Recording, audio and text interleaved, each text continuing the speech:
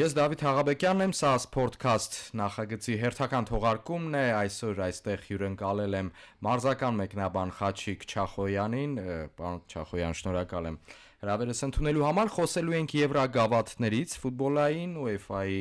Չեմպիոնների լիգայի վերաբերյալ նախ կխոսենք, ինչ ունենք արդեն կիսաեզրափակչում, քառորդ եզրափակիչները որոշակի այսպես սենսացիաներ կարծես թե պարգևեցին, բայց հիմնականը իհարկե եթե այդպես լուրջ խոսենք, օրինակ Արսենալն ու Ռեալի դիմակայությունում, այնպես չէ որ Ռեալը ակնհայտ ֆավորիտ էր, Արսենալը իր խնդիրները լուծեց, ի վերջո իրացրեց պահերը, որ ունեցավ, Ռեալն էլ չիրացրեց եւ դրանով եւ որոշվեց այդ դիմակայության արդյունքը։ Նախ քառորդ եզրափակիչներից խոսենք, հետո կանցնենք այդ կիսաեզրափակիչների զույգերի։ Ինչպես արդեն անդրադարձա, Ռեալ, Արսենալ։ Այստեղ ձեզ համար սպասելիքը ինչպիսին էր եւ արդյունքը ինչպիսին եղավ։ Զարմացրեց ձեզ թե ոչ։ Նախ շնորհակալություն հրավերի համար, շատ ուրախ եմ այստեղ գտնվելու համար։ Մենք վաղուց արդեն իրոք ճանաչում ենք եւ փառք Աստծո, որ գործընկերներ ենք ու մեծ հաճույքով հիմա գոհետ Դավթյանք խոսեմ անամենի մասին, ինչ որ դու ուզում ես։ Ասեմ, քառորդ եզրափակիչում Չեմպիոնների լիգա, մեծ ընդհանրապես Չեմպիոնների լիգա, միշտ կարծել եմ, որ արխայական ակումբը միշտ էլ համարվում է հաղթողի հիմնական հավակնորդ։ Ինչի, որտեվ Լա լիգան ու Չեմպիոնների լիգան Ռեալի համար դեռ տարբեր մրցաշարեր են ու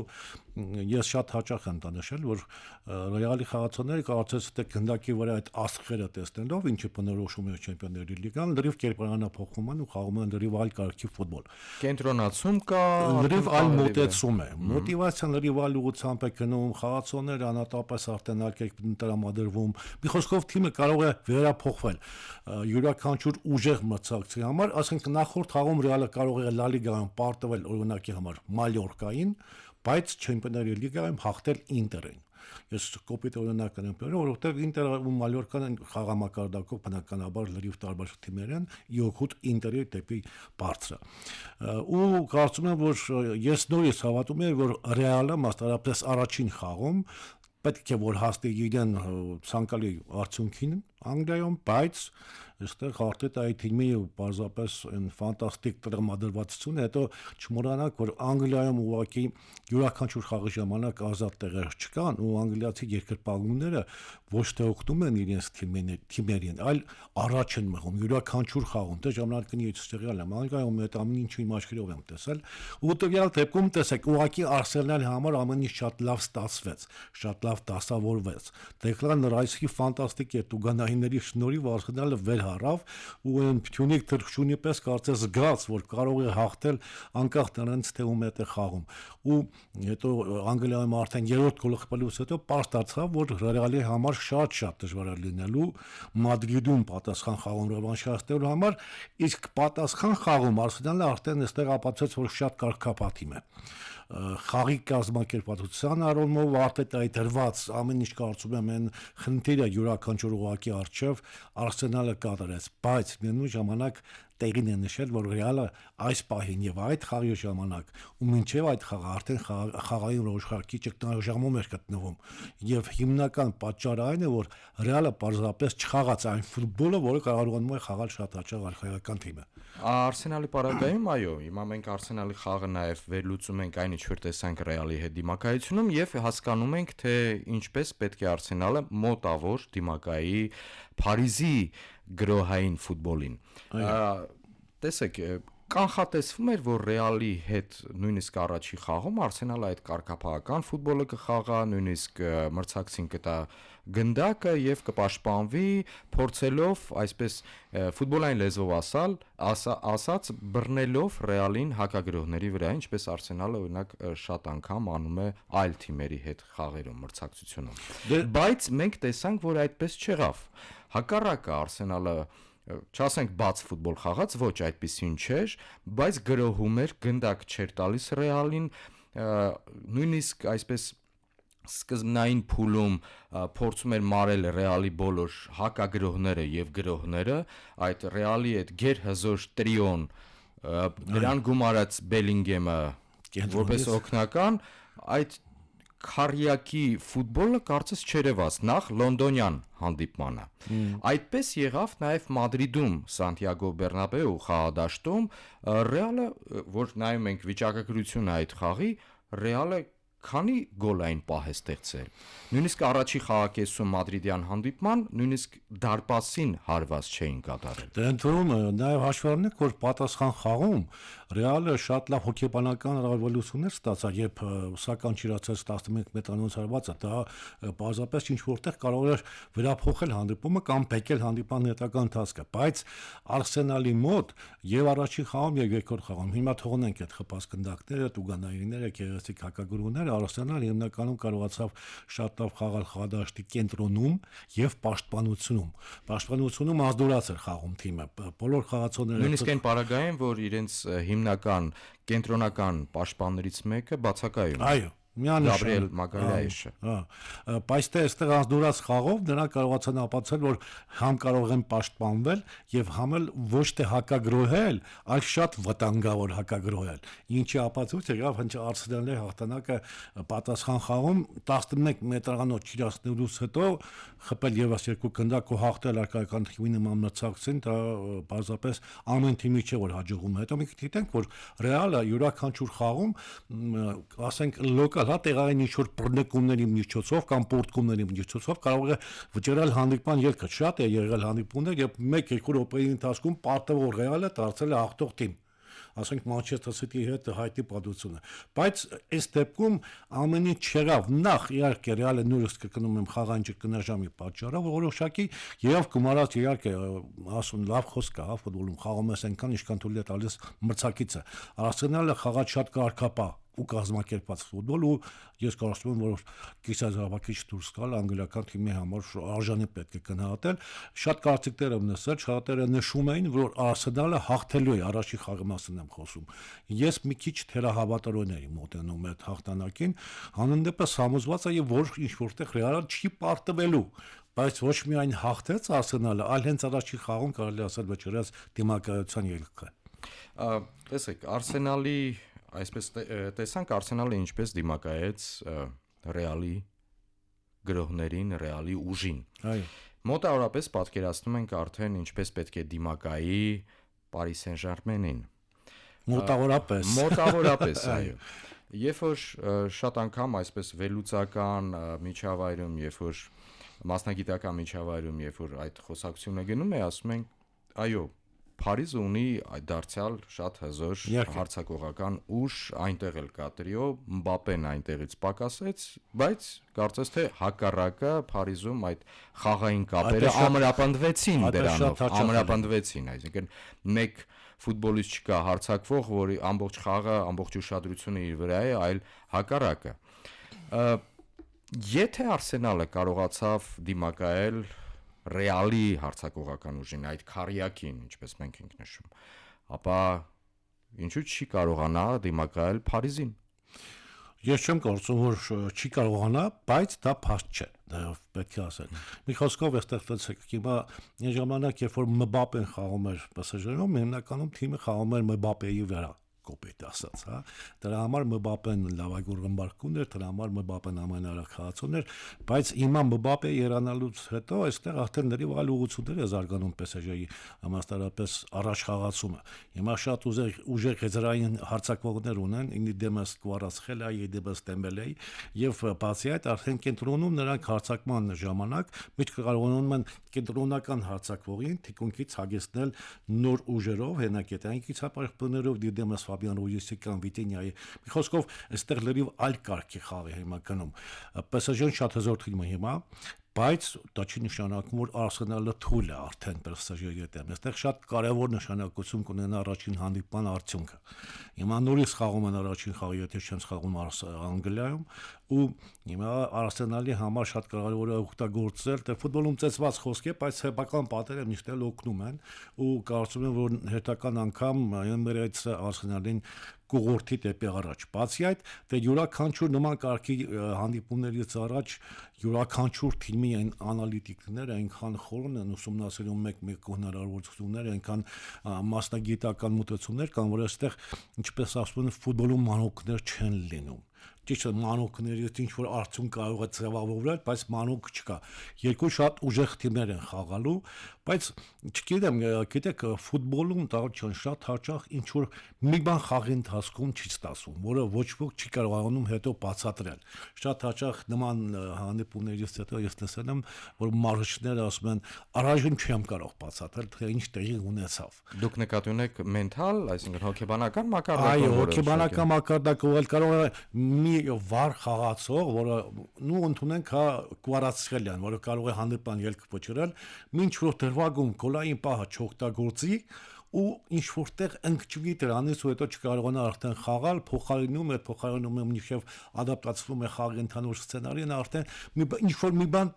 ծախողվում է ընդհանուր մեխանիզմի մեջ, բայց կա նաև հակառակ տարբերակը, կան ֆուտբոլիստներ, որոնք առաջին ծախողումից կամ իրավիճակը չօգտագործելուց հետո լրիվ հակառակ այնքան են ցրտում, այնքան օգտակար խորհրդակիցը բարձրանում է, որ արդեն լրիվ խաղը նորից փոխվում է։ Մի խոսքով ֆուտբոլը յուրոք անհավանական խաղերի անկանխատեսելի զարգացումները, ու ես կարծում եմ, որ եւ Arsenal PSG մրցավաճում եւ մյուս կիսազապակություն նույնպես հիմա նախորդ ինչ որ կենտալ նախապատվություն հնարավոր չէ, որտեվ նախ կիսազարափակիչն ու այս փուլում թույլ թիմեր պարզապես չկան։ Պարոն Չախոյան, տեսեք, սահուն եկանք Փարիզին, հիմա Փարիզի վերաբերյալ եւս մի 2 րոպե քննարկում ծավալենք։ Դուք նշում եք, որ այո, լոնդոնյան ակումբի համար իր սեփական խաղադաշտի պատերը կարող են օգտել։ Փարիզը կարող է այդտեղ ընկճվել, բայց մենք տեսենք, թե ինչպես Ֆրանսիայի չեմպիոնը կարծես թե չընկճվեց, կներեք, Էնֆիլդում։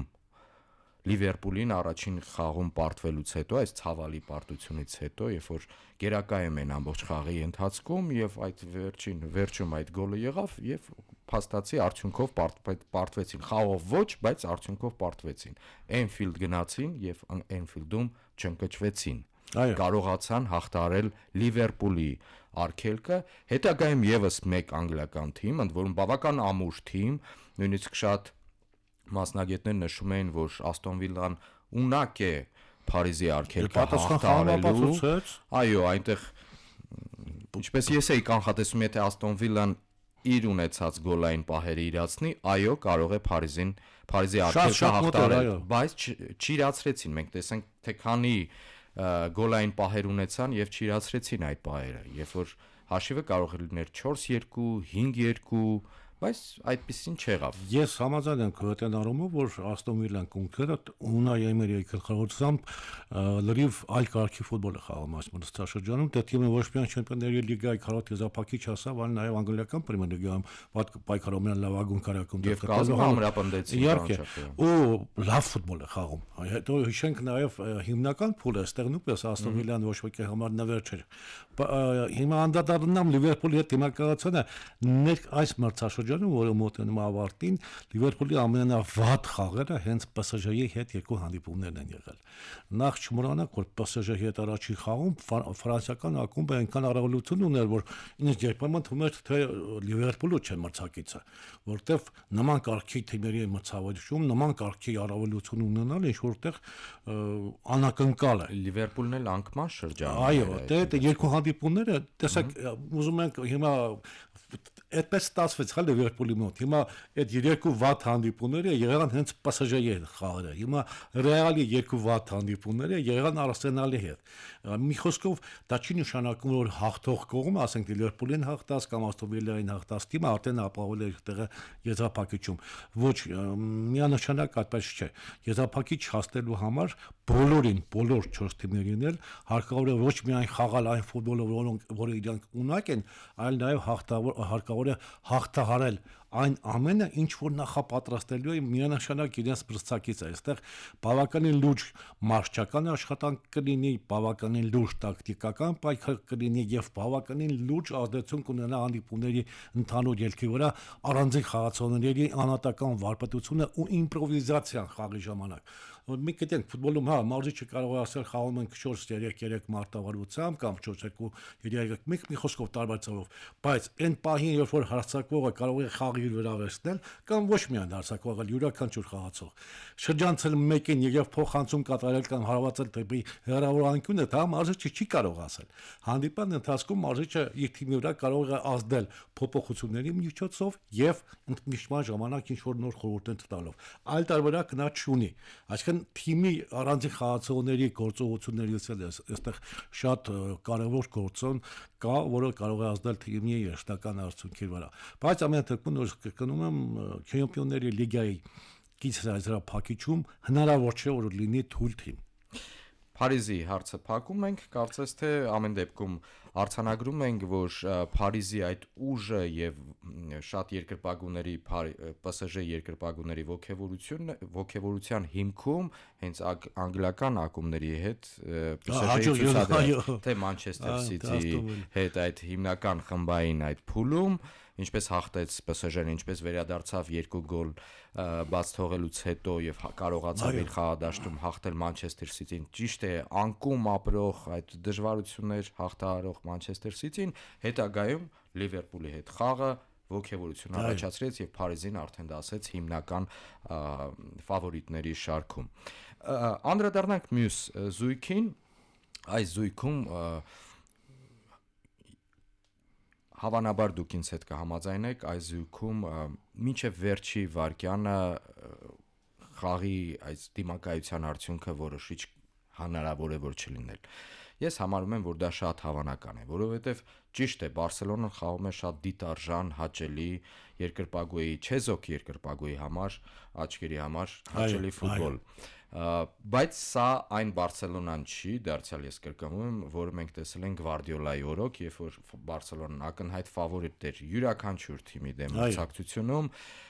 ուժը զգացվում էր բոլոր թե 90 թե 180 րոպեի ընթացքում։ Բարսելոնայի պակասում է կայունությունը։ Այո։ Հիմա եթե այս Բարսելոնան Ինտերի հետ փորձի խաղալ այնպես ինչպես որ խաղաց Դորտմունդի հետ պատասխան խաղում, Ինտերը կանցնի Բարսելոնային։ Ես օրինակ Բարսելոնայի ու Ինտերի դիմակայության հետ կապված ինչ որ խոսքեր հնչեցնելու համար ինձ խանգարում է մեկ գործը։ Հենրիխի գործոն։ Հենրիխ Մխիթարյանը դա իմ պարզապես ամենասիրելի ֆուտբոլիստներից մեկն է եւ անկախ Հայաստանի պատմության մեջ նրա նվաճումները ես կարծում եմ որ համենայն դեպս չգիտեմ իմ կյանքը բավական չլինի որ տեսնեմ որ մեկը ինչ որ մոտ է Հենրիխի արդյունքներին։ Հենրիխը իմ համար ուղղակի ֆուտբոլային մեծություն եւ ազգային արժեք ու այդ առումով ես բնականաբար հիմա շատ եմ ուզում որ Հենրիխը դառնա Չեմպիոնների լիգայի հաղթող բոլոր տիտղոսները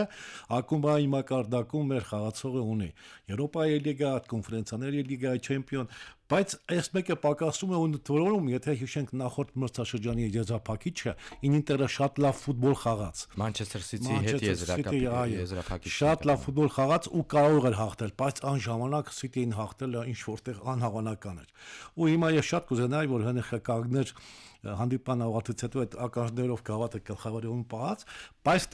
դա իմ ցանկությունն է, ուղղակի ինչ որտեղ սուբյեկտիվ բնականաբար, ես հասկանում որ ամեն դեպքում անկախ Հենրիխից այս 4 թիմերի մեջ ես Բարսելոնայի խաղ առանձնացնում եմ։ Նույնն է։ Բարսելոնայի խաղ, եթե թիմը խաղում է այն ֆուտբոլը, որը կարող է խաղալ եւ մենք դա տեսել ենք այս մրցաշրջանի ընթացքում բազմաթիվ անգամ, ես չեմ կարծում որ կա մի թիմ, որը կարող է նրան դիմադրել։ Տեսեք հիմա Լա Լիգայի վերջին տուրի խաղում Մալյորկայի հետ մրցավեճում Բարսելոնան նվազագույն 1-0 հաշվով հաղթանակի հասավ, բայց հանդիպման ընթացքում ուներ դարպասը գրավելու, եթե չեմ սխալվում 10-ից 12 հնարավորություն։ Պարզապես Ռոմեոն Մալյորկայի դարպասապահ հրաշքներ է կորցնում, ֆանտաստիկ։ Այդ խաղի վիճակագրությունն էլ որ դիտում ենք, զարմանում ենք, թե ինչու է այս հաշիվը։ 1-0 ավարտվեց, բայց Բարսելոնան ֆուտբոլ էր խաղում կրակոտ, գեղեցիկ, մի խոսքով գոլային ռեալ հնարավորություններով։ Հիմա եթե Բարսան հենց նույն ձև շարունակի, Ինտերի համար դժվար կլինի։ Հետո այստեղ մեկ շատ կարևոր գործոն էլ կա։ տարիքային առումով Բարսելոնան երկու անգամ երիտասարդ էին Ինտերից։ Ինտերը այն հատվածը ես հիմա ժամանակակից ֆուտբոլում ամենակարևորը համարում եմ կիսապաշտպանական։ Այո, կենտրոնից սկսում է ամեն ինչ, եւ հարձակում եւ պաշտպանությունը։ Ֆուտբոլը թիմային խաղ է, ժամանակին դա շատ հետաքրքիր է ասած Քենի Դալգլիշը, Լիվերպուլի գլխավոր մարզիչներն այն ժամանակ շոտլանդացին, ու այն հարցին թե ինչ մարտարությամբ է փորձելու խաղալ, նա ասաց 1-10։ Այսինքն թիմային ֆուտբոլը թիմային խաղ է, 10 հոգով պետք է գրոհեք, 10 հոգով պաշտպանեք։ Մի խոսքով այդ խոսքերի մեջ շատ խոր իմաստ հետևություններ պետք է անել, ու ես կարծում եմ, որ իրոք դա այդպես է։ Հիմա ժամանակակից ֆուտբոլում իրոք կարևոր ուղղակի կենտրոնն է, բայց թիմը ամբողջապես պետք է խաղա։ Փորձեմ ձեզ հակադարձել Ինտերի պահով։ Ինտերը այն թիմն է, որը ունակ է յուրաքանչյուր գերհզոր մրցակցի, այսինքն հարձակվողական գրոհային ֆուտբոլ դավանող մրցակցի ֆուտբոլը քանդել։ Մենք դա տեսել ենք նաև այս մրցաշրջանում Եվրոպայի մակարդակում, այսինքն Ինտերը ինչպես խաղաց օրինակ Արսենալի հետ, ինչպես խաղաց Մանչեսթեր Սիթիի հետ, չպարտվելով Սիթիի դաշտում, երբ որ Սիթին այդ անկման շրջանը Սիթիում դեռ չէր սկսվել։ Այո։ Ինչպես է, այո, որոշակի խնդիրներ անկայունություն կա սերիա A-ում, Ինտերը այդպես կարծես թե պետք է որ չեմպիոնության հիմնական հավակնորդն համարվում եւ կարծես այս բայդրության պետք է որ տարբերություն ունենար երկրորդ տեղում գտնվող թիմի հետ, բայց չկա այդ Հավասար են Նապոլի թիմը։ Հավասար գնում են, դե հիմա կարող է նույնիսկ 1-2-3 միավոր տարբերություն լինի, բայց դեռևս այդ տարբերությունը չեմպիոնություն քեզ չի ապահովում։ Ամեն դեպքում տեսել ենք, թե Ինտերը ինչպես է ունակ այս կազմով արդեն իր հետ միմյանց հետ այդ ֆուտբոլիստները բավական խաղացված են, նույնիսկ մեկ հայացքից հասկանում են, թե ինչ պետք է անել կամ խաղանկերը ինչ է ցանկանում անել եւ ինչպես պետք է գործել հենց այդ պահին Ինզագին բավական լավ դնում է այդ խաղը, Ինզագին լավ ուսումնասիրում է յուրաքանչյուր մրցակցին, կրկնվում եմ, փորձում է քանդել նախ մրցակցի այդ գրոհային պոտենցիալը եւ դա կարող ենք տեսնել նաեւ Բարսելոնայի հետ խաղերում։ Իհարկե կարող ենք տեսնել, ես դա չեմ բացառում, բայց հիմա տեսեք, մենք դեռ խոսում ենք, չէ՞, կարևոր օղակի կենտրոնն է։ Հիմա շատ բան է կախված այս խաղում հենց Հենրիխ Մխիթերանից, այս դիմակայությունում։ Հենրիխը մեկտեղ մենք գիտենք, որ Ինտերի առաջատար կիսապաշտպաններից մեկը համարվում է Չալհանօգլուն, մի խոսքով այս երկու խաղացողները պետք է խաղան լավ ֆուտբոլ բարձրակարգ։ Հիմա Ինտերի մոտ փոքրիկ խաղալան ճգնաժամ կա, անկասկած, բայց տեսեք, Ասերիայում Ինտերը Բոլոնիային պարտվեց, բայց պարտավոր էր հաղթել, որովհետև խաղի ընթացքում ուներ բազմաթիվ պահեր, չօգտագործեց ուղակի, բայց գավաթի խաղաղության կիսազարփակիչում Միլանը արժանի հաղթանակ տարավ ընդորում խոշոր հաշվով։ Ինտերը շատ վատ հանդիպում անցկացրեց, ու առաջի խաղակից հետո արդեն Ինզագին մի շարք փոփոխություններ կատարեց, ու ընդ որում այդ խաղում լավագույն խաղացողը Ինտերի կազմում Հենրիխ Մխիթերանն էր, բոլոր մասնագետների Հենրիխը շարունակում է լավ ֆուտբոլ, բարձրակարգ ֆուտբոլ խաղալ։ Ուղղակի այստեղ երիտասարդ ասելով ես ինչը նկատի ունեմ, ոչ միայն այն որ տարիքով երիտասարդն ավելի շատ կարող են վազել, լրիվ այլ միտք ունի Գավի Պեդրիևի նրանց մտածողությունը լրիվ ոչ ստանդարտ է։ Նրանք շատ հաճախ են դիմում ոչ սպասելի որոշումների, իմպրովիզացիա նրանց մոտ հիմա շատ բարձր մակարդակի վրա է։ Այսինքն այն ինչ որ օրինակի համար հնդեխը պետք է խլի մրցակցից գնդակը եւ փորձի փոխանցում կատարել ազատ գոտի կամ լավ դիրքում գտնվող իր խաղանկերոջը։ Նույնը կարելի է մտածել նաեւ Բարսելոնայի խաղի հետ կապված, բայց կարող է Պեդրին կամ Գավին այդ փոխանցումը չկատարեն, գնան առաջ, ստեղծեն մի իրավիճակ, երբ Յամալը կարող է ներխուժել մեկ փոխանցումով ու հայտվել հարվածային դիրքում ընդորում գոլային։ Մի խոսքով այստեղ թիմային կարգապահությունը Ինտերի մոտ միանշանակ շատ բարձր մակարդակի վրա եւ թիմը կարող է անկասկած ոչ միայն դիմադրել, այլ հաղթել նաեւ Բարսելոնային։ Շատ բաներ պետք է նպաստեն, հա, այն որ ասում է ցանկությունն ու հնարավորությունները այդ դեպքում պետք է համապատասխանեն։ Եթե մենակ ցանկություն եղավ, ոչ մի բան չի ստացվի։ Բացի այդ նաեւ տեսեք, արխիվի գծի արդյունավետության գործոնը պետք է բարձր լինի։ Ինտերը շատ քիչ գնդակ է պաստողնում, բայց այնքան էլ շատ չի խփում։ Նկատի ունեմ հենց Չեմպիոնների լիգան, բայց Բավարիայի հետ դիմակայությունը Ինտերը ապացուցեց, որ շատ ամեն ինչ կշռաթաթված կարող է անել ու հասնել իր նպատակին, թեկուզ ամենաուժեղ թիմերից մեկի հետ խաղում։ Չեմպիոն լիգայի վերաբերյալ վերջին հարցը իհարկե շնորհակալ գործ չէ այդպես կանխատեսել, գուշակել թե ով կա, բայց այս քարյակի ներուժը հաշվի առնելով եւ դուք հիմնական կետերը նշեցիք, վերլուծեցիք, ում կտեսնեք այս պահի դրությամբ Չեմպիոն լիգայի հաղթողի կարգավիճակում։ Գիտես, անկախ ցանկություններից, անկախ Հենրիխ Մխիթարյանին երկրպագելուց անհատապես ես կարծում եմ, որ եզրափակիչում շատ հավանական եմ համարում Բարսելոնա Արսենալ խաղը։ Չնայած իրոք մենք հիմա խոսացինք բոլոր թղթերի հնարավորությունների մասին ուժեղաթույլ կողմների մեջ, ինչ որտեղ հիմա ցանկություններ էին սխեղդում այս որոշումը ասելու հետ կապված, բայց ամեն դեպքում ես կարծում եմ, որ եզրափակիչը անսահման գեղեցիկ կլինի, եթե խաղան Բարսելոնան ու Արսենալը։ Անսահման լարված կլինի, եթե խաղան Բարսելոնան եւ PSG-ն, եւ անսահման անկանխատեսելի կլինի, եթե խաղան PSG-ն եւ Ինտերը։ Մեր ունկնդրին դարձյալ հիշեցնեմ, որ զրուցում եմ մարզական մեկնաբան Խաչիկ Չախոյանի հետ։ Պարոն Չախոյան, վերջին 5 րոպեն է մեր հաղորդման։ Հասնենք անդրադառնալ եւ մյուս երկու եվրագավաթներին։ Այնտեղ կարծես շատ այսպես խոսելու թեմա չկա, բայց ամեն դեպքում Եվրոպա լիգայում երկու անգլիական թիմեր են, որոնք որ իրենց լիգայում, Պրեմիեր լիգայում Անգլիայի ոչ մի հնարավորություն չունեն ընդհանրապես նույնիսկ Տոտենհեմը այդպես 15-րդ տեղից երկրորդ հատվածում է, այո, չի կարող դուրս թռնել Պրեմիեր լիգայից, բայց ամեն դեպքում այս երկու թիմերի համար հաջորդ տարվա հաջորդ մրցաշրջանի Եվրագավաթային ուղեգիրը այս մրցաշարում այստեղ հաղթելն է։ Եվ չգիտեմ իրենց հաջողությունը այդ առումով նպաստում է թե ոչ, բայց իրենք տարբեր կիսաեզրափակիչներում են։ Մանչեսթեր Յունայթեդի մասին կարճ եթե կարող եք։ Ես գիտեմ, որ դուք նաև այդ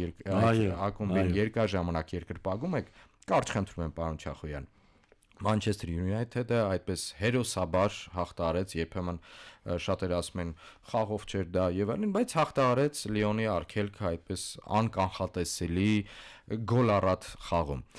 Հիմա մրցակիցը Բիլբաոյի Ատլետիկն է։ Բիլբաոյի Ատլետիկը կայուն թիմ է, Լա լիգայում դա ինքը ցույց են տալիս։ Գումարած դրան Բիլբաոյի Ատլետիկի համար իհարկե Եվրագավաթի տիտղոսը վաստակելը մեծ պարգև է, բայց կա մի շատ կարևոր գործոն, եզրափակիչը Բիլբաոյի Ատլետիկի խաղադաշտում է։ Տեսեք գործոնները ստեշում տարավիճան, որոնք ուղղակի թիմերին պետք է մոտիվացնեն, հա, եզրափակիչում խաղալու համար։ Ես համոզված եմ, որ Բիլբաոյի Ատլետիկին հաղթելը Մանչեսթերի համար այս իրավիճակում, հենց այն իրավիճակում, երբ խաղամակարդակը համեմատած նախորդ տարիների կտրուկ նվազել է, շատ դժվար է լինելու, բայց ամեն դեպքում ինձ թվում է, որ Մանչեսթերը կարգով, թիմային կարգով իսպանական թիմին գերազանցում է։ Այդ մոտիվացիան, որ Բիլբաոյի Ատլետիկը կարող է խաղալ սեփական հարկետակ եզրափակիչում եւ բնականաբար դա կնշանակի ինչ որտեղ որ թիմը մեկ խաղացողով ավել է խաղալու սեփական հարկետակ անել եզրափակիչում շատ կարևոր գործոն է, բայց կա եւս մեկ գործոն, որի մասին դու ասացիր, Մանչեսթերի համար Եվրոգավաթներում հաջորդ տարի հանդես գալու միակ ճանապարհը Եվրոպայի լիգան է։ Այսինքն այլ ընտրանք Ռուբեն Ամորիմի թիմը չունի։ Հիմա պետք է Կաշվից էլ դուրս գա թիմը, խաղա այնպես ինչպես Լիոնի հետ հանդիպան վեշտամասնում, թեկուս Մագուայրը կա եւ դառնա հաղթական գոլեղենակ, որպեսզի կարողանա հասնել այդ արդյունքին։ Իսկ անգլիական թիմը եղանակությամբ այնքան բարձր է ու այնքան ճնշման տակ է գտնվում։ Նաև ֆինանսական ճնշման մոռանանք։ Չեմպիոն լիգան, եթե այդ ուղեգիրը վաստակեն, Չեմպիոն լիգան իրենք բավական կօգնի ֆինանսապես։ Համ կօգնի, համ ինչ որտեղ են սասանված եղանակությունը չի կործանվի, հա, երկրպագուները կասեն լավ, մյուս մրցաշրջանում արդեն համ Պրեմիեր լիգա չեմպիոնություն, համ Չեմպիոնների լիգա։ Մի խոսքով շատ գործոններ կան, որոնք թիմերին ստիպելու են պարզապես խաղալ մաքսիմումի վրա, եւ դա ամենակարևորը, որ խաղին գեղեցկություն է հաղորդելու։ Բայց բնույթ ժամանակ նաև լարվածություն, իսկ որտեղ կա լարվածություն, այնտեղ կարող են լինել սխալներ։ Այսինքն երկու թիմերի համար կարևորը ինչքան հնարավոր է քիչ սխալվեն այդ խաղում։ Իսկ մյուս դեմակայությունում ես կարծում եմ, որ Տոտենհեմը անկախ նրանից թե որտեղում է անգլիական պրեմիեր լիգան, պետք է որ հաղթահարի գեղեցիկ ֆուտբոլ դավանող այս պահին, բայց անկայուն արդյունքներով։ Դա նույն բանալի մասին պետք է խոսանք, միակ տարօրակը Տոտենհեմի համալերը նույնը, որ դուրս գա Չեմպիոնների լիգա ու Տոտենհեմի մնացակիցը համեմատաբար Մանչեսթերի կամ Ատլետիկի կարգով ավելի ցածր է եւ կարծում եմ Եվրոպա լիգայում արդեն Պոդոկլինիկի համար ամենամեծ արդյունքը դա այն է, որ հասել է կիսաեզրափակիչ ու դա շատ խոշոր անակնկալ է եվրոպական ֆուտբոլում նորվեգական շատ համեստ մի թիմ հասել է կիսաեզրափակիչ չնայած դրա գնահատել այս թիմին պարզապես չի կարելի, որովհետեւ հասել կիսաեզրափակիչ դա պատահական չի լինում։ Մի խոսքով Տոտենհեմի համար համեմատաբար հեշտ է լինելու իսկ արդեն United Athletic Bilbao այդ դժվար հակամարտությունում ես չգիտեմ ցտում որ ամեն դեպքում թիմային կարգը իր դերը պետք է կատարի եւ Մանչեսթերը հաղթի։ Վերջին րոպեն է Կոնֆերենցիական լիգա Չելսին ակնհայտ ֆավորիտ է այդ։ Միանշանակ։ Նույնիսկ Բետիսի, Ֆիորենտինայի Չելսին միանշանակ ֆավորիտ է նույնիսկ հիմնական փուլից սկսած, որտեղ տարավ միան հաղթանակներ, անգլիական թիմի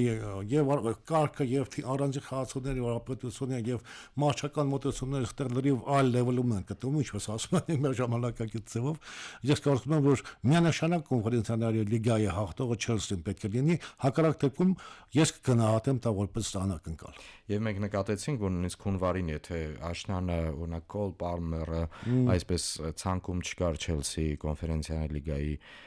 ցանկում չկար ֆուտբոլիստների, հիմա Կոլ Պալմերը ոչ միայն ներգրաված այդ ցանկը, այլ որոշակի խաղերին մասնակցում է, դա ցույց է տալիս, որ Մարեսկային այդ գավաթը պետք է։ Շնորհակալ եմ պարոն Չախոյան, մեր ունկնդրին դարձյալ հիշեցնեմ, որ Սպորտքասթի